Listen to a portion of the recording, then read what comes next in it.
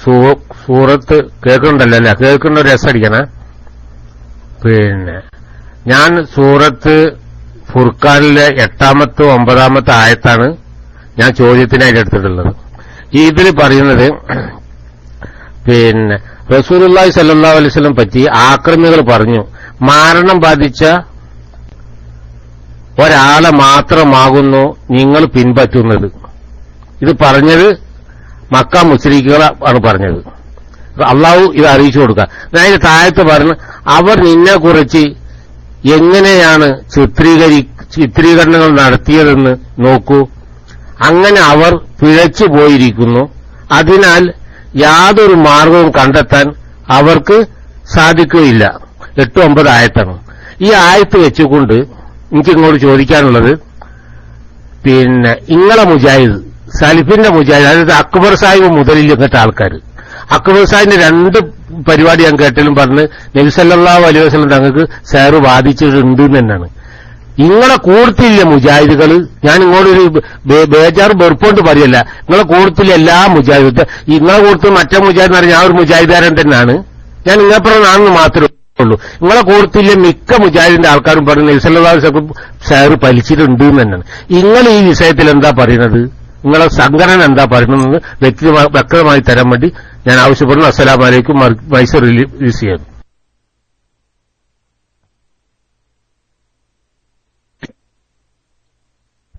അസ്സലാമു അലൈക്കും. ഇതൊക്കെ ഇസ്തിഗാസയിന്ന് ബഹുദൂരത്തേക്കാണ് പോകുന്നത്. സിഹിർ വേണമെങ്കിൽ നമുക്കൊരു ദിവസം ആ വിഷയം തന്നെ വെച്ച് നമുക്കൊരു നല്ല ചർച്ച നടത്താം. ഒരു വിരോധവുമില്ല. ഖുർആനിൽ എന്താണ് പറഞ്ഞത്, ഹദീസിൽ എന്താണ് പറഞ്ഞത്, നിങ്ങളെ മുജാഹിദും ഓല മുജാഹിദിനെ ഒക്കെ മാറ്റി നിർത്തിയിട്ട് അള്ള പറഞ്ഞതെന്ത്, നബി പറഞ്ഞതെന്ത്, അത് മാത്രമാണ് നമുക്ക് എടുക്കേണ്ടത്. അത് എടുക്കുന്നവരാണ് യഥാർത്ഥ മുജാഹിദുകൾ. വേറെ അവര് ഇവര് മറ്റോര് മറിച്ചോര് എന്നുള്ളതൊന്നും പ്രശ്നമേ അല്ല. അള്ളാഹുവിന്റെ ഖുർആനിലൂടെ സിഹിർ അമ്പിയാക്കൾക്ക് ബാധിക്കില്ല, മുഹമ്മദ് നബിക്ക് ബാധിക്കില്ല, നബിക്ക് ബാധിച്ചു എന്ന് പറയാൻ പറ്റില്ല എന്നാണല്ലോ ഇപ്പോ ബഹുമാനപ്പെട്ട ചോദ്യകർത്താവ് അല്പം വികാരമുണ്ടെങ്കിലും അതൊക്കെ അടക്കി വെച്ച് വളരെ ശാന്തമായി ചോദിച്ചിട്ടുള്ളത്. എനിക്ക് വളരെ സന്തോഷവും മതിപ്പുമാണ് തോന്നിയത്. കാരണം ആ വാക്കിന്റെ ഉള്ളിൽ എന്തൊക്കെയോ കുറെ ഗഹനമായ ആഴത്തിലുള്ള ചില പ്രതിഷേധങ്ങളും വികാരങ്ങളൊക്കെ ഞാൻ മനസ്സിലാക്കുന്നുണ്ട്. എന്നാൽ വളരെ ശാന്തമായി വളരെ നല്ല നിലക്കാണ് ചോദിച്ചിട്ടുള്ളത്. എനിക്ക് സന്തോഷം. അപ്പൊ മുഹമ്മദ് നബിയെ മാറ്റിവെച്ചിട്ട് നമുക്ക് ഖുർആന് തന്നെ പിന്നെ മറ്റൊരു നബിയെ പറ്റി സിഹിറിന്റെ കാര്യമായിട്ട് നമുക്കൊന്ന് നോക്കുക. അതൊന്ന് എടുത്തു നോക്കുകയാണെങ്കിൽ എന്താണ് എന്നുകൂടി നമുക്ക് മനസ്സിലാക്കുക. എന്നിട്ട് നബിയിലേക്ക് നമുക്ക് വരാം. മൂസാ നബിയെ സംബന്ധിച്ച് വിശുദ്ധ ഖുർആൻ എടുത്തു പറഞ്ഞിട്ടുള്ളത് എന്താണ്? മൂസാ നബിനെ പറ്റിയും ഇതുപോലുള്ള പല ആരോപണങ്ങളും അദ്ദേഹത്തിന്റെ എതിരാളികൾ ഉന്നയിച്ചിട്ടുണ്ടല്ലോ. ആ മൂസ കൊണ്ടുവന്നിട്ടുള്ളത് സിഹിറാണ് എന്ന്. മൂസാ നബി ഫറോവ ചക്രവർത്തിയുടെ അടുക്കൽ ചെന്നു അള്ളാഹുവിന്റെ കൽപ്പന പ്രകാരം. എന്നിട്ട് ഫറോവ ചക്രവർത്തിയെ ഇസ്ലാമിലേക്ക് ക്ഷണിച്ചു. ആ സന്ദർഭത്തിൽ അദ്ദേഹത്തിന് കോപം വന്നു. അപ്പോൾ അദ്ദേഹം നബിയാണ് എന്നതിനുള്ള തെളിവ് 2 ദൃഷ്ടാന്തങ്ങൾ കാണിച്ചു. ഒന്ന്, തന്റെ കയ്യിലുള്ള വടി താഴെയിട്ടു, അത് വലിയൊരു സർപ്പമായി എഴഞ്ഞു നീങ്ങുന്നത് കണ്ടു. 2, തന്റെ കൈ കക്ഷത്തിൽ വെച്ച് പുറത്തെടുത്തു, അത് സൂര്യനെപ്പോലെ വെട്ടിത്തിളങ്ങുന്നതായി കണ്ടു. ആ കക്ഷത്തിൽ കൈവച്ച് തിരിച്ചെടുത്തപ്പോൾ പഴയ കൈയായി മാറുകയും ചെയ്തു. അപ്പൊ ഇതിനേക്കാൾ വലിയ ജാലവിദ്യ, ഇതിനേക്കാൾ വലിയ സിഹിർ അത് എനിക്കറിയാം, അതിന് പറ്റുന്ന ആളുകളെ ഞാനിവിടെ കൊണ്ടുവരും എന്ന് ഫറോവ ചക്രവർത്തി പറഞ്ഞു.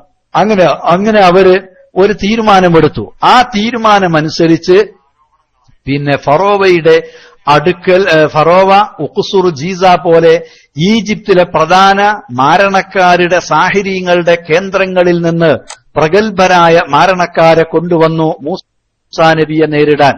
ആ യൗമുസ്സീന നിശ്ചിത ദിവസത്തിൽ മാരണക്കാരും അതേപോലെ തന്നെ മൂസാ നബിയും ഒരുമിച്ചുകൂടി.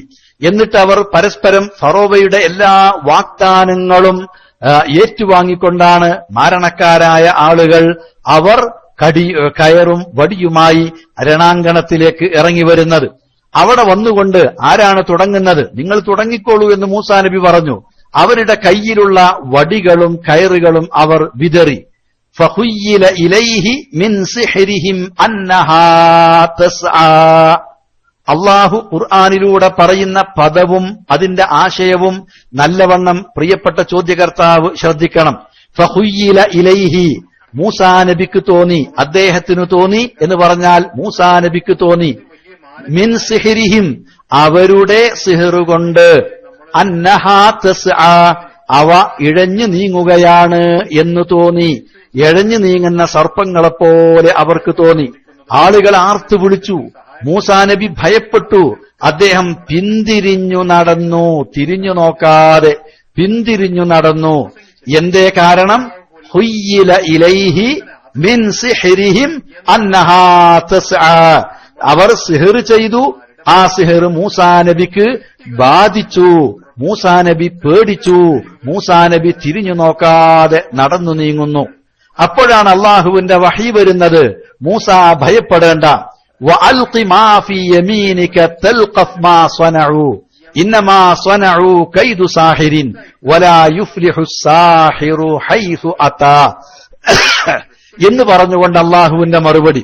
മൂസ ഭയപ്പെടേണ്ടതില്ല, നീ നിന്റെ കയ്യിലുള്ള വടി അങ്ങ് താഴെ ഇട്ടേക്കൂ എന്ന് അള്ളാഹു തആല മൂസാ നബിയോട് പറഞ്ഞപ്പോ മൂസ അലൈഹി സ്വലാത്തു വസ്സലാം വടി താഴെയിട്ടു. ആ വടി ആ സർപ്പങ്ങളൊക്കെ വെട്ടി വിഴുങ്ങുകയാണ് ചെയ്യുന്നത്. ഇത് കണ്ടപ്പോൾ സ്വാഭാവികമായും സാഹിരീങ്ങളായ ആളുകൾക്കറിയാം ഇത് യഥാർത്ഥ സിഹ്ർ അല്ല എന്ന്. അതുകൊണ്ട് തന്നെ ഫഉൽഖിയ സഹറതു സാജിദീൻ, അവരങ്ങനെ തന്നെ സുജൂദിൽ വീണു. അങ്ങനെ തന്നെ അവർ സുജൂദിൽ വീണു. എന്നിട്ട് പറഞ്ഞു, ആമന്നാ ബി റബ്ബിൽ ആലമീൻ റബ്ബി മൂസാ വ ഹാറൂൻ, ഇത് മൂസാ നബിയും ഹാറൂൻ നബിയും വിശ്വസിക്കുന്ന റബ്ബിൽ ഞങ്ങളും വിശ്വസിച്ചിരിക്കുന്നു. ലോകങ്ങളെ സൃഷ്ടിച്ച് രക്ഷിക്കുന്ന രക്ഷിതാവിൽ ഞങ്ങൾ വിശ്വസിച്ചിരിക്കുന്നു എന്നാണ് അവരൊക്കെ തന്നെ ഉറക്കെ വിളിച്ചു പ്രാർത്ഥിച്ചത്. വിളിച്ചു പറഞ്ഞത്, പ്രാർത്ഥനയല്ല, സോറി, അവരൊക്കെ വിളിച്ചു പറഞ്ഞു ഇപ്രകാരം. ഈ വിളിച്ചു പറഞ്ഞപ്പോൾ, റബ്ബിൽ വിശ്വസിച്ചു എന്ന് ഉറക്കെ വിളിച്ചു പറഞ്ഞപ്പോൾ ഫറോവ മറുപടി പറയുന്നത്, ഈ മൂസ വലിയ സാഹിറാണ്, ഈ മൂസ വലിയ സാഹിറാണ്, അദ്ദേഹമാണ് നിങ്ങൾക്ക് ഈ സിഹറൊക്കെ പഠിപ്പിച്ചതല്ലേ എന്ന്. ഇതേപോലെ അമ്പിയാക്കളെ സംബന്ധിച്ച് സാഹിറാണ്, മസ്ഹൂറാണ്, സിഹർ ചെയ്യുന്ന മറ്റുള്ള ആളുകളെ സ്വാധീനിക്കുന്ന, വശീകരിക്കുന്ന ആളാണ്. അതേപോലെ തന്നെ അവര് സിഹിറിന് വിധേയമായി, അതുകൊണ്ടാണ് അവരിങ്ങനെ പറഞ്ഞുകൊണ്ടിരിക്കുന്നത് എന്ന് അമ്പിയാക്കളെ സംബന്ധിച്ച് അവരുടെ ശത്രുക്കള് എക്കാലവും പറഞ്ഞു വന്നിട്ടുണ്ട് എന്ന കാര്യത്തിൽ സംശയമില്ല. അപ്പൊ ഇതിൽ നിന്ന് മനസ്സിലാക്കാവുന്നത് എന്താ? മൂസാ നബിക്ക് സിഹ്ർ ബാധിച്ചിട്ടുണ്ട് എന്ന് ഈ ആയത്തിലൂടെ, ഇതൊരു ഹദീസാണെങ്കിൽ, ബുഖാരിയിലാണെങ്കിൽ, ഹദീസിനോട് മതിപ്പില്ലാത്ത, ബുഖാരിയെ അംഗീകരിക്കാത്ത, അതിലും ലൈഫുണ്ടെന്ന് സമർത്ഥിക്കാൻ ശ്രമിക്കുന്ന ആളുകൾ ഒരുപക്ഷെ ആ കാരണം പറഞ്ഞുകൊണ്ട് ഇതിനെ എതിർത്തേക്കുമായിരുന്നു. പക്ഷേ ആ എതിർപ്പ് അസ്ഥാനത്താണ്. ഇവിടെ വിശുദ്ധ ഖുർആനാണ് പറയുന്നത്, ഫഖുയ്യില ഇലൈഹി മിൻ സിഹ്രിഹിം അന്നഹാ തസ്ആ, അവരുടെ അഥവാ മാരണക്കാരുടെ സിഹ്ർ കൊണ്ട് മൂസാ നബിക്ക് തോന്നി അവ എഴഞ്ഞു നീങ്ങുന്നതായി. തോന്നൽ മാത്രമല്ല, മൂസാ നബി പേടിച്ചു.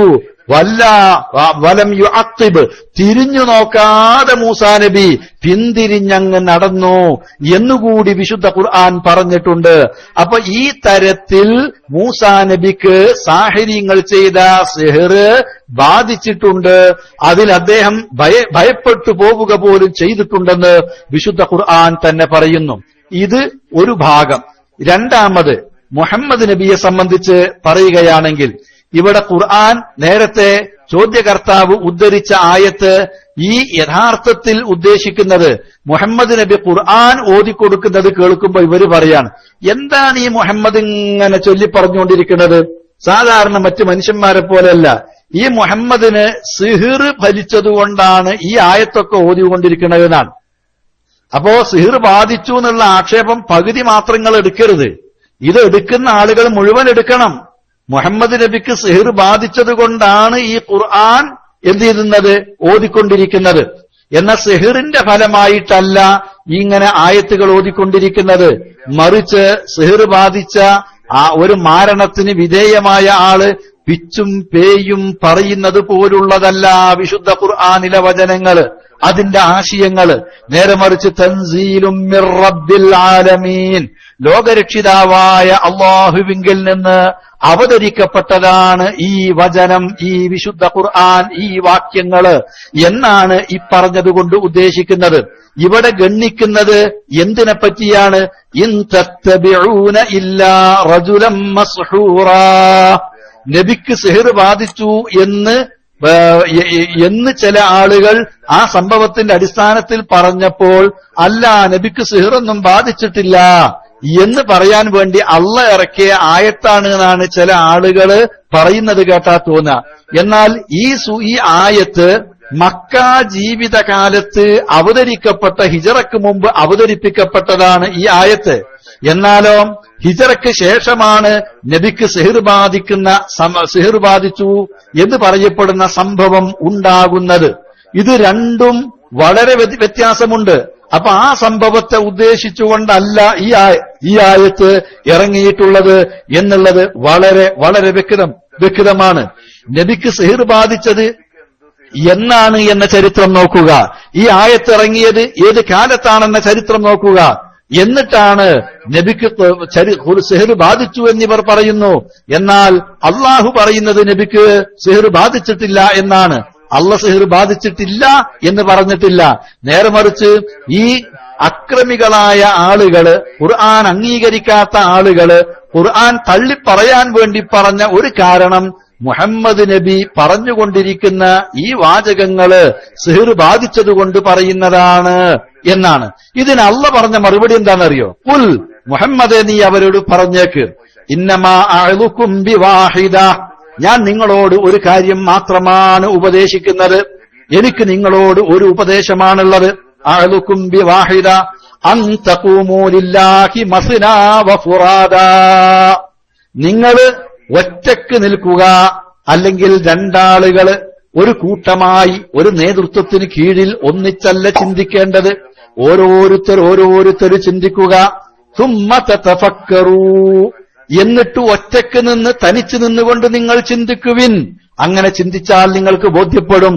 മാ ബിസാഹിബികും മിൻ ജിന്നത്തിൻ, നിങ്ങളുടെ ഈ കൂട്ടുകാരന് ഭ്രാന്ത് പിടിപെട്ടതല്ല, മറ്റേതെങ്കിലും തരത്തിൽ മാരണം ബാധിച്ചതല്ല, അദ്ദേഹം മറ്റുള്ളവർക്ക് മാരണം ചെയ്യുന്നവനുമല്ല. നബി സിഹ്ർ ചെയ്യുന്നവനോ അതേപോലെ തന്നെ മറ്റാരെങ്കിലും സിഹ്ർ ചെയ്തതുകൊണ്ടോ അല്ല ഈ ഖുർആൻ ഓതി ആളുകളെ വശീകരിക്കുന്നതും ഈ ഖുർആൻ ജനങ്ങൾക്ക് ഓതിക്കൊടുത്തുകൊണ്ടിരിക്കുന്നതും. ഖുർആൻ ഓതുന്നത് കേട്ട് ആളുകൾ ആകൃഷ്ടരാകുന്നതിനെ പറ്റിയാണ് നബി സാഹിറാണ് എന്നിവർ പറയാനുണ്ടായ കാരണം. എന്നാൽ നബി ഇങ്ങനെ ഓതിക്കൊണ്ടിരിക്കുന്നത് പരിഹാസപൂർവം സിഹ്ർ ബാധിച്ചോനായതുകൊണ്ടാണ് ഇങ്ങനെ പറയുന്നത് എന്ന് ഇവർ പറഞ്ഞത് നബിക്ക് സിഹ്ർ ബാധിച്ച സന്ദർഭത്തിലല്ല, അതിന്റെയൊക്കെ എത്രയോ മുമ്പ് മക്ക ജീവിതകാലത്ത് ഖുർആൻ അവതരിപ്പിക്കപ്പെട്ട മക്കയിൽ നബി കഴിഞ്ഞുകൂടിയ ആ 10 വർഷക്കാലത്തിനിടയ്ക്ക് അവർ സംസാരിച്ചിരുന്ന സംസാരത്തെപ്പറ്റിയാണ് യഥാർത്ഥത്തിൽ ഇവിടെ ഇൻ തത്തബിഊന ഇല്ലാ റജുലൻ മസ്ഹൂറാ എന്ന് കണ്ട മുഹമ്മദിന് സിഹ്ർ ബാധിച്ചിരിക്കുന്നു എന്ന് സിഹ്ർ ബാധിച്ചത് കണ്ടപ്പോ ഇവര് പറഞ്ഞതല്ല. ആ സിഹ്ർ ബാധിച്ച സംഭവം മദീന ജീവിതകാലത്താണ് ഉണ്ടാവുന്നത്. ഈ ആയത്തിറങ്ങുന്നത് മക്ക ജീവിതകാലത്താണ് താനും. ഇതാണ് രണ്ടാമതായി എനിക്ക് പറയാനുള്ള മറുപടി. മൂന്നാമത്തെ ഒരു കാര്യം, നിങ്ങൾ ഖുർആൻ അംഗീകരിക്കുന്നവരാണെങ്കിൽ ഖുർആനിൽ മൂസാ നബിയെപ്പറ്റി ഉപയോഗിച്ച അതേ പദമാണ് ബുഖാരിയിൽ മുഹമ്മദ് നബിക്ക് സിഹ്ർ ബാധിച്ചതിനെപ്പറ്റി ഉപയോഗിച്ചിട്ടുള്ളത്. അതല്ലാതെ മറ്റൊന്നും നിങ്ങൾക്ക് കാണാൻ കഴിയില്ല. എന്താണ് പറഞ്ഞത്? ഹുയ്യില ഇലൈഹി മിൻ സിഹ്രിഹിം അന്നഹാ തസ്ആ. അതാണ് ഖുർആൻ മൂസാ നബിയെ പറ്റി പറഞ്ഞത്. സ്വഹീഹുൽ ബുഖാരിയിൽ മുഹമ്മദ് നബിയെ പറ്റി പറഞ്ഞതെന്തോ എന്താണ്? യുഹയ്യലു ഇലൈഹി അന്നഹു ഫഅല ഷൈഅൻ ഔ ലം യഫഅൽ. മുഹമ്മദ് നബിക്ക് ഇങ്ങനെ തോന്നും, ചെയ്തോ അതോ ചെയ്തിട്ടില്ലേ എന്ന്. അവിടെ ഹുയ്യില മാളിയാണ്, ഭൂതക്രിയയാണ്. ഇവിടെ യുഹയ്യലു അതേ ക്രിയയുടെ ഭൂതപ്രയോഗമാണ്, ഭൂതകാല ക്രിയയാണ് ഭാവികാല ക്രിയയാണ് ഉപയോഗിച്ചിട്ടുള്ളത്. ഒന്ന് മാളിയാണ്, മറ്റൊന്ന് മുളാരി ആണ്. രണ്ടും ഹുയ്യിലയാണ്. മൂസാ നബിക്ക് തോന്നി, മുഹമ്മദ് നബിക്ക് തോന്നുന്നു, ചെയ്തോ ചെയ്തിട്ടില്ലയോ എന്ന് അദ്ദേഹത്തിന് തോന്നുമായിരുന്നു എന്നു മാത്രമാണ് പ്രയോഗിച്ചിട്ടുള്ളത്. ഖുർആൻ ഉപയോഗിച്ച ആ പദത്തിൽ നിന്ന് ഒട്ടും വ്യത്യാസമില്ലാതെ, ഭാവി ഭൂത ക്രിയാ വ്യത്യാസമല്ലാത്ത ഒരു വ്യത്യാസവുമില്ല. ഖുർആൻ അംഗീകരിക്കുന്നവനാണോ ഈ ഹദീസ് അംഗീകരിക്കാം, അതല്ലാത്ത ഒരു തടസ്സവും ഇതിനില്ല. ഞാൻ ഇവിടെ ചോദിച്ചതുകൊണ്ട് പറഞ്ഞു എന്ന് മാത്രമാണ്. നമ്മുടെ ഇന്നത്തെ ഇവിടുത്തെ ചർച്ചാ വിഷയം ഇസ്തിഗാസയാണ്. അതുകൊണ്ട് ബഹുമാനപ്പെട്ട സഹോദരന്മാർ, ചർച്ചയിൽ പങ്കെടുക്കുന്നവർ ഈ വിഷയവുമായി ബന്ധപ്പെട്ട് ചോദിക്കണം എന്നൊരിക്കൽ കൂടി ഞാൻ അഭ്യർത്ഥിക്കുകയാണ്. അള്ളാഹു അനുഗ്രഹിക്കും. അസ്സലാമു അലൈക്കും. കേൾക്കുന്നുണ്ടോ? ഓക്കെ. ഈ അബ്ദുറഹ്മാൻ സലഫി ഉൾപ്പെടെയുള്ള പണ്ഡിതന്മാരെല്ലാവരും വന്ന് നിരവധി തവണ ഡൗട്ട് ക്ലിയർ ചെയ്യുന്ന സെഷനുകളും എല്ലാം നടത്തിയതാണ് മലയാളം ഇസ്ലാമിക് ക്ലാസ് റൂമിൽ വെച്ച്. അപ്പോൾ ഇത്രയും വളരെ സജീവമായി തൗഹീദിന്റെ ശബ്ദം പ്രബോധനം ചെയ്യുകയും അത് വളരെ നല്ല രീതിയിൽ നടത്തിക്കൊണ്ടിരിക്കുകയും ചെയ്യുന്ന MSCR റൂം ഇരിക്കെ ഇങ്ങനെയൊരു റൂം ഇത് ഫിത്നക്ക് വേണ്ടിയിട്ടല്ലേ? ഇത് ഉണ്ടാക്കാൻ നമ്മുടെ പണ്ഡിതന്മാർ എന്തിനാണ് ഇതിന് കൂട്ടുനിൽക്കുന്നത് എന്നുള്ളതാണ്. കാരണം ഈ റൂം ആ റൂം തന്നെ വളരെ ഭംഗിയായിട്ട് നമ്മുടെ ദൌത്യം നിർവഹിക്കുമ്പോൾ എന്തിനാണ് ആളുകളെ വസ്വാസിലാക്കാൻ ഇങ്ങനെ ഒരു റൂമിന്റെ ആവശ്യം എന്ന് ആവശ്യമുണ്ട്. നമ്മൾ പണ്ഡിതന്മാരെല്ലാം ഇതിന് കൂട്ടുനിൽക്കുന്നതിന് വളരെയധികം വിഷമമുണ്ട്. അസ്സലാമു അലൈക്കും വഅലൈക്കും അസ്സലാം വറഹ്മത്തുള്ളാഹി.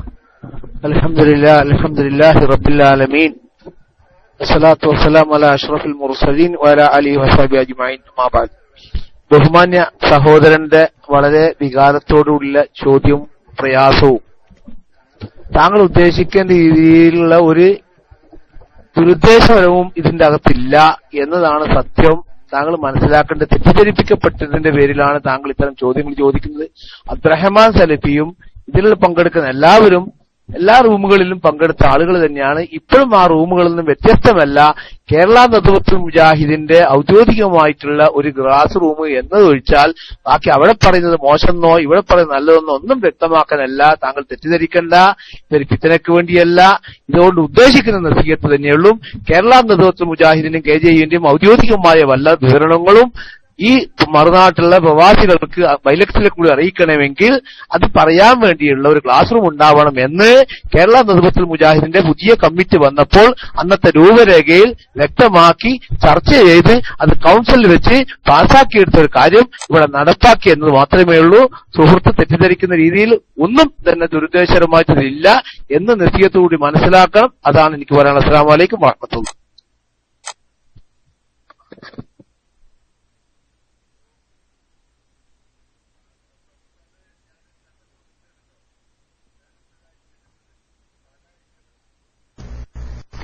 അസ്സലാമലൈക്കും. സൽഫിനോട് എനിക്ക് പറയാൻ, നിങ്ങൾ ഇപ്പൊ പറഞ്ഞതില് പിന്നെ സാറിന്റെ ഒരു വ്യക്തത ഇല്ല. എന്താന്ന് വെച്ചാല് മൂസാ നബിന്റെ സാർ നിങ്ങൾ പറഞ്ഞറിയാം. മൂസാ നബിന്റെ സാഹചര്യങ്ങൾ നടിച്ചത് ജാലവിദ്യയാണ്. അപ്പൊ നമ്മുടെ നാട്ടിലൊക്കെ ഞങ്ങൾ പണ്ട് ആൾക്കാർ പറഞ്ഞല്ലോ, ഇപ്പൊ മൊയ്തീസ് കല്ലായിക്കൽ മൊയ്തീസ് എന്ന് പറഞ്ഞ ഒരാളുണ്ട്. ഇയാള് അത് പറഞ്ഞ എല്ലാവർക്കും ഫേമസ് ആണ് അയാള്. അപ്പൊ അങ്ങനത്തെ ജാലവിദ്യയാണ്. എന്തെങ്കിലും ഇടുക, ഇപ്പൊ ഈ ഹിന്ദുക്കളൊക്കെ ചെയ്യുന്നുണ്ടല്ലോ, പിന്നെ തുണിക്കാശാണ് ഇടുക, ഞങ്ങൾ വേറെ പാമ്പാവുക. അത് താൽക്കാലിക ബോംബെയിലൊക്കെ പഠിപ്പിക്കുന്നുണ്ട് ജാലവിദ്യ. അതല്ല ഈ സെഹർ എന്ന് പറഞ്ഞ വേറെ തന്നെ. അത് നമ്മളെ പരിഭാഷകൾ തന്നെ അതിന് വ്യക്തമായി വേറെ തന്നെ കൊടുത്തിട്ടുണ്ട്. നിങ്ങളിത് രണ്ടുപാട് കൂട്ടിക്കൊച്ചപ്പോ ആൾക്കാർക്ക് കൺഫ്യൂഷൻ ആകാൻ സാധ്യതയുണ്ട്. ഇവിടെ മൂസാ നബിയുടെ മുമ്പിൽ സാഹിർമാരിട്ടത് ഇപ്പൊ നമ്മുടെ നാട്ടിലൊക്കെ നടക്കുന്ന കങ്കട്ട് ജാലവിദ്യയാണ്. സെഹർ എന്ന് പറഞ്ഞ എന്താണെന്നറിയോ? സെഹർ ഇവിടെ മനസ്സിലാക്കിയ സെഹർ നബിക്ക് പിന്നെ കിണറ്റിൽ ചെയ്ത് വെച്ചിട്ട് 6 മാസത്തോളം അന്തം കുന്തും ഇല്ലാതെ നടന്ന്, ഇതാണ് ആ സെഹർ പറയുന്നത്. ഈ രണ്ട് സെഹറും രണ്ടും തന്നെയാണ്. അത് നാട്ടിൽ നടക്കുന്ന ആൾക്കാർ പിന്നെ ഈ സ്വാമിമാരത്തും മറ്റൊരുത്തും മൊയ്ല തങ്ങന്മാരത്തൊക്കെ പോയിട്ട് അങ്ങക്ക് സെഹർ എഴുതിക്കണ്. അപ്പൊ ഇനി സെഹർ മറിച്ചങ്ങോട്ട് ഞാൻ പറഞ്ഞ സെഹർ ഈ രണ്ട് സെഹർ. അപ്പൊ നബിക്ക് ബലി സെഹർ ചെയ്തു എന്ന് പറഞ്ഞ സെഹർ ഈ കങ്കട്ട് സെഹറല്ല, മൂസാ നബിന്റെ സെഹറല്ല, കിണറ്റിൽ ചെയ്ത മറ്റേ സെഹറ. അപ്പൊ ഇത് രണ്ടുപാടെ പറഞ്ഞേക്കാണ്ട് നിങ്ങൾ ആൾക്കാർക്ക് തിരിയൊന്നും എനിക്ക് മനസ്സിലായില്ല. അപ്പൊ അത് ശരിക്കും വ്യക്തമാക്കിയിട്ട് നിങ്ങളെ കൂടുതൽ ആൾക്കാരിൽ മെമ്മന ആൾക്കാരും അക്ബർ സാഹിബിനൊക്കെ പറഞ്ഞില്ലേ നബിക്ക് ആ ക്രിസ്ത്യാനി ചോദിക്കണ്ടല്ലോ ഒരു ചോദ്യത്തില് മുഹമ്മദ് നബി സല്ലല്ലാഹു അലൈഹി വസല്ലം തങ്ങൾക്ക് നിങ്ങളെ നബിക്ക് നാലുകൾ ചോദിച്ചിട്ട് പറഞ്ഞെന്താണ് പിന്നെ ഷെയറ് പാലിച്ചിട്ട് 6 മാസത്തോളം അന്തൊന്നില്ലാതെ നടന്നില്ലെന്ന് വെച്ചാൽ അക്ബർ സാഹിബ് കടന്നത് ഉരുള് കണ്ടില്ല നിങ്ങള് ആ സാറിനെ പറ്റിയിട്ടാണ് ചോദിക്കുന്നത്. മറ്റേ കങ്കട്ട് സാറല്ല. കങ്കട്ട് സാറിനെ പറ്റിയിട്ട് നമുക്കറിയാം അത് ഒരുവിധ ആൾക്കാരൊക്കെ ചെയ്യും. അത് ബോംബെയിൽ പഠിപ്പിക്കുന്ന സ്ഥലം തന്നെ ഉണ്ട്. അതാണ് ഇപ്പം മറ്റേ അത് അസ്സലാമലൈക്കും. ക്വസ്റ്റ്യൻ ചോദിക്കാൻ ഇത്ര സമയം വേണ്ട. ഇവിടെ വിശദീകരിക്കാൻ ഉസ്താദുമാരുണ്ട്, അവർ വിശദീകരിക്കും. Mic free.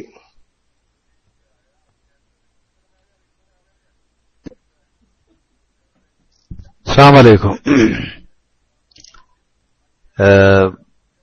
ഞാൻ ഇതിന് മുമ്പ് സംസാരിച്ച ആ കാര്യത്തെ സംബന്ധിച്ച് എനിക്ക് 2 വാക്ക് പറയാനുണ്ട്. അത് ഞാൻ അവസാനം സംസാരിക്കാം. ഈ ക്ലാസ് റൂമിനെ സംബന്ധിച്ച് ഒരു സുഹൃത്ത് പറഞ്ഞല്ലോ, അതിന്റെ ഇടയ്ക്ക് അബൂ സഫീർ കയറി പറഞ്ഞതുകൊണ്ട് ഇപ്പോ ഞാൻ പറയുന്നില്ല, ഞാൻ അവസാനം ആ കാര്യം പറയാം. ഇപ്പോ ചോദിച്ച സഹോദരൻ എന്താണ് ഇപ്പൊ നബിക്ക് സിഹ്ർ ബാധിച്ചു എന്ന് പറഞ്ഞാല് ഇതുകൊണ്ട് ഇത്ര വലിയ ഒരു നഷ്ടം അദ്ദേഹത്തിന് ഉണ്ടാകുന്നത് എന്ന് എനിക്ക് അറിഞ്ഞുകൂടാ. പിന്നെ അക്ബർ സാഹിബ് മറുപടി പറഞ്ഞിട്ട് ആ ക്രിസ്ത്യാനിന്റെ മുമ്പിൽ ആകെ കുഴഞ്ഞുപോയി എന്നാണ് അദ്ദേഹം പറഞ്ഞത്. ഒരു കുഴയിലും ഇത് പറയുന്ന ആളുകൾക്കില്ല. പിന്നെ ഇത് കങ്കട്ടാണ്, മറ്റതിങ്ങനെ കേറിലൊക്കെ ഇട്ടിട്ട് 6 മാസം ആകെ കുഴഞ്ഞുപോയി. എവിടെ നബി കുഴഞ്ഞുപോയത്? ആരാണ് നബി കുഴഞ്ഞുപോയി എന്ന് പറഞ്ഞത്? ഞാൻ പറഞ്ഞത് നിങ്ങൾ പണ്ട് മനസ്സിൽ എവിടുന്നോ കയറ്റിവെച്ച ചിന്തയിൽ നിന്ന് ഒന്ന് നിഷ്പക്ഷമായി ആലോചിക്കാൻ തയ്യാറായാൽ ഇപ്പൊ നിങ്ങളെ പ്രശ്നം തീരും. ഈ മിനിറ്റിൽ തീരും നിങ്ങളെ പ്രശ്നം. നിങ്ങളെ പഴയ മനസ്സിന്റെ ഉള്ളിൽ കയറ്റിവെച്ചത് തൽക്കാലം എന്റെ ഈ സംസാരം കഴിയുന്നത് വരെ നിങ്ങൾ മറക്കുക. ഇപ്പൊ എന്റെ കൂടെ ഞാൻ പറയുന്നതിന്റെ കൂടെ നിങ്ങളൊന്ന് ചിന്തിക്കുക. അത് ചിന്തിച്ചു കഴിഞ്ഞാൽ പിന്നെ നിങ്ങളെ പഴയത് നിങ്ങളെ മനസ്സിലേക്ക് തിരിച്ചു വരൂല. ഇത് ഞാൻ രണ്ടും കൂട്ടിക്കുഴക്കല്ല, നിങ്ങൾ മനസ്സിലാക്കിക്കോ. അള്ള പറഞ്ഞതും അതേപോലെ തന്നെ നബി പറഞ്ഞതും സഹീഹുൽ ബുഖാരിയിലുള്ളതും വിശുദ്ധ ഖുർആനിലുള്ളതും രണ്ടും ഒരു വാക്കാണ്, രണ്ടും ഒരേ വാക്കാണ്. അത് കയറും വടിയിട്ടിട്ടാണ്, ഇവര് വേറെന്തോ സാധനം കൊണ്ടാണ്. ഈ ഒരു വ്യത്യാസം മാത്രമേ ഉള്ളൂ. രണ്ടുകൊണ്ടും ഉണ്ടായതെന്താ? ഹുയ്യില ഇലൈഹിയാണ് മൂസാ നബിക്ക് ഉണ്ടായത്. മുഹമ്മദ് നബിക്ക് ഉണ്ടായത് യുഹയ്യലു ഇലൈഹിയാണ്. അവിടെയാണ് നിങ്ങൾ എന്റെ കൂടെ നിൽക്കേണ്ടത്. ഞാനല്ല കൂട്ടിക്കുഴച്ചത്, നിങ്ങൾക്ക് ആരോ കൂട്ടിക്കുഴക്കുകയാണ് ചെയ്തത്. നിങ്ങൾ ആ കൂട്ടിക്കുഴച്ചത് ഇപ്പോ ഒന്ന് വേറെടുത്തി വെക്കി. അത് വേറെടുത്തി വെച്ചാൽ നിങ്ങൾക്ക് എളുപ്പത്തിൽ മനസ്സിലാവും.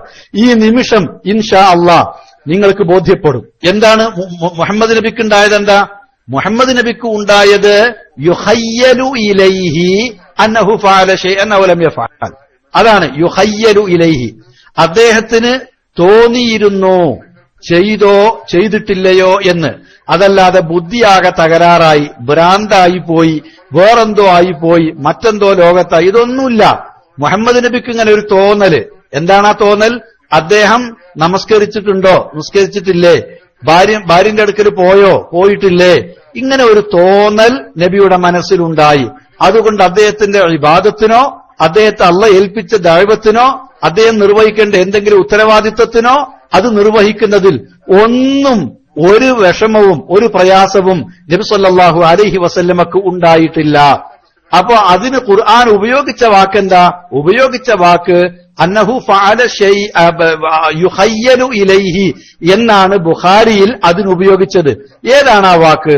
മൂസാ നബിക്ക് ഇവർ കയറും വടിയും ഇട്ടപ്പോൾ അനുഭവപ്പെട്ടതെന്തോ അതിന് അള്ള ഉപയോഗിച്ച അതേ വാക്ക്, അതേ വാക്ക്. എന്താണ് ആ വാക്ക്? ഹുയ്യില ഇലൈഹി മിൻ സിഹ്രിഹിം അന്നഹാ തസ്ആ. ഹുയ്യില ഇലൈഹി, ആ മൂസാ നബിക്ക് തോന്നി. മൂസാ നബിക്ക് ഉണ്ടായത് വളരെ ചെറുതും നിങ്ങൾക്ക് അംഗീകരിക്കാൻ പറ്റുന്നതുമാണെങ്കിൽ മുഹമ്മദ് നബിക്ക് അത്രേ ഉണ്ടായിട്ടുള്ളൂ. മനസ്സിലായോ? മൂസാ നബിക്ക് ഉണ്ടായത് നിങ്ങൾക്ക് അംഗീകരിക്കാൻ പറ്റുമോ? എങ്കിൽ അത്രമാത്രമേ മുഹമ്മദ് നബിക്കും ഉണ്ടായിട്ടുള്ളൂ. യുഹയ്യലു ഇലൈഹി അന്നഹു ഫഅല ശൈഅൻ. നബിക്ക് ഇങ്ങനെ തോന്നുകയാണ്. എന്ത്? ആ ഒരു കാര്യം നബി ചെയ്യുന്നുണ്ടോ, അത് ചെയ്തിട്ടുണ്ടോ, ചെയ്തിരുന്നോ എന്നുള്ള ഒരു തോന്നല് നബിക്ക് ഇങ്ങനെ ഉണ്ടാകും. അതല്ലാതെ അതിന്റെ അപ്പുറം ഒന്നും അവിടെ ഉണ്ടായിട്ടില്ല. രണ്ടും യുഖയ്യലു ഇലൈഹി അന്നഹു യഫ്അലു ശൈഅ വമാ യഫ്അലുഹു. ചെയ്തോ, പക്ഷെ യഥാർത്ഥത്തിൽ ചെയ്തിട്ടുണ്ടാവില്ല, ചെയ്തോ ചെയ്തിട്ടില്ലേ എന്നൊരു തോന്നൽ, അത് മാത്രമാണ് നബി സല്ലല്ലാഹു അലൈഹി വസല്ലമക്ക് ഉണ്ടായിട്ടുള്ളത്. അപ്പൊ രണ്ടാക്കുണ്ടായതെന്താ? ഒരേ കാര്യം. ഹുയ്യില ഇലൈഹി, ഇവിടെ യുഹയ്യലു ഇലൈഹി, രണ്ടും തോന്നലാണ്. മൂസാ നബിക്ക് അങ്ങനെ തോന്നലുണ്ടാവാം എന്ന് നിങ്ങൾക്ക് അംഗീകരിക്കാൻ പറ്റുമോ? എന്നാ അത് മുഹമ്മദ് നബിക്ക് ഉണ്ടാവാം എന്നുകൂടി അംഗീകരിച്ചാൽ മതി. ഞാൻ കൂട്ടിക്കുഴച്ചിട്ടില്ല. ഞാൻ ഖുർആനിലെ വാക്കും ഉപയോഗിച്ചു, ഹദീസിലെ വാക്കും ഉപയോഗിച്ചു. ഖുർആനെതിരാണ് ഈ ഹദീസ് നിങ്ങൾ ആദ്യം തന്നെ കരുതി വെച്ചു. ഈ കരുതലുകളും മുൻകൂട്ടി തീരുമാനമെടുക്കലും പ്രമാണം നോക്കാതെ അവനവന് കേട്ടത് അവനവൻ തോന്നിയത് അതാണ് ശരിയെന്ന് വിചാരിച്ച് അതിൽ നിന്ന് പിന്മാറാതെ അതിൽ തന്നെ നിന്നു എന്നതാണ് ഈ അബദ്ധങ്ങൾക്ക് ഒക്കെ കാരണം, സകല അബദ്ധങ്ങൾക്കും കാരണം. ഇന്ന് മുസ്ലിം സമുദായത്തെ പിടികൂടിയിട്ടുള്ള മുഴുവൻ പ്രശ്നങ്ങളും നോക്കുകയാണെങ്കിൽ, അത് ആദ്യം ആരെങ്കിലും ഒരാൾക്ക് തനിക്ക് വിശ്വാസമുള്ള ഒരാളെന്ന് പറഞ്ഞിട്ടുണ്ടാവും, അയാൾ അതിൽ നിന്ന് മാറിയാൽ പോലും ഈ അനുയായി മാറൂല. ഇതാണ് ഇന്നത്തെ അവസ്ഥ. അതാണ് ഈ വിഷയത്തിലും സംഭവിച്ചത്. അതുകൊണ്ട് ദയവ് ചെയ്ത് എന്റെ പ്രിയപ്പെട്ട സുഹൃത്ത് ചോദ്യകർത്താവ് അങ്ങനെ തെറ്റിദ്ധരിക്കരുത്, എന്നെപ്പറ്റി അങ്ങനെ വിചാരിക്കരുത്. ഞാൻ എന്റെ ശ്രോതാക്കളെ കൂട്ടിക്കുഴച്ച് അവരുടെ മുന്നിൽ കണ്ണിരുട്ടാക്കി അങ്ങനെ മൂടി വെക്കാനും മറച്ചു വെക്കാനും ശ്രമിക്കുന്ന ആളെ അല്ല. എനിക്ക് വിവരമില്ലാത്തതാണെങ്കിൽ അതെനിക്കറിയില്ല എന്ന് ഒരു മടിയുമില്ലാതെ ഞാൻ തുറന്നു പറയും. ഇത്ര മാത്രമേ ഉള്ളൂ. പക്ഷെ ഈ വിഷയമൊക്കെ വർഷങ്ങളായി ഞങ്ങൾ പഠിച്ചതും ഞങ്ങളെ പണ്ഡിതന്മാര് ഗ്രന്ഥങ്ങൾ വെച്ച് പഠിപ്പിച്ചതും അത് ഞങ്ങളുടെ അടുത്ത തലമുറക്ക് പറഞ്ഞു കൊടുത്തുകൊണ്ടിരിക്കുന്നതുമായ കാര്യമാണ്. അതുകൊണ്ട് എന്റെ സഹോദരൻ ഈ നിമിഷം ആ തെറ്റിദ്ധാരണ ഒഴിവാക്കണം. ഖുർആനിൽ മൂസാ നബിക്ക് സംഭവിച്ചത് നിങ്ങൾക്ക് അംഗീകരിക്കാമോ? എങ്കിൽ ബുഖാരിയിൽ നബിക്ക് സംഭവിച്ചു എന്ന് പറഞ്ഞത് നിങ്ങൾ അംഗീകരിക്കണം. എന്തുകൊണ്ട്? ഖുർആനിൽ ഉപയോഗിച്ച അതേ വാക്ക് ഹുയ്യില ഇലൈഹി എന്ന ആ വാക്ക്, ഹുയ്യിലയുടെ ബഹുവചനമാണ് യുഹയ്യലു എന്നത്. ആ യുഹയ്യലു ഇലൈഹി രണ്ടും ഒരേ കാര്യമാണ്. മൂസാ നബിക്ക് ഉണ്ടായതേ മുഹമ്മദ് നബിക്കും ഉണ്ടായിട്ടുള്ളൂ. മൂസാ നബിക്ക് അതുണ്ടാവാമെങ്കിൽ മുഹമ്മദ് നബിക്കും അതുണ്ടാവാമല്ലോ. ഒന്ന് വടിയും കയറും കൊണ്ടാണെങ്കിൽ മറ്റൊന്ന് വേറെന്തോ ഒന്നുകൊണ്ടാവാം. ഈ വ്യത്യാസം മാത്രമേ ഉള്ളൂ. ബോധ്യമായിട്ടുണ്ടാകും. ഇനിമേലിൽ ഈ സംശയം മനസ്സിൽ വെച്ച് നടക്കരുത്. ഉണ്ടാവില്ല, തീർന്നിട്ടുണ്ടാവും എന്ന് ഞാൻ വിചാരിക്കുന്നു. അള്ളാഹു അനുഗ്രഹിക്കട്ടെ.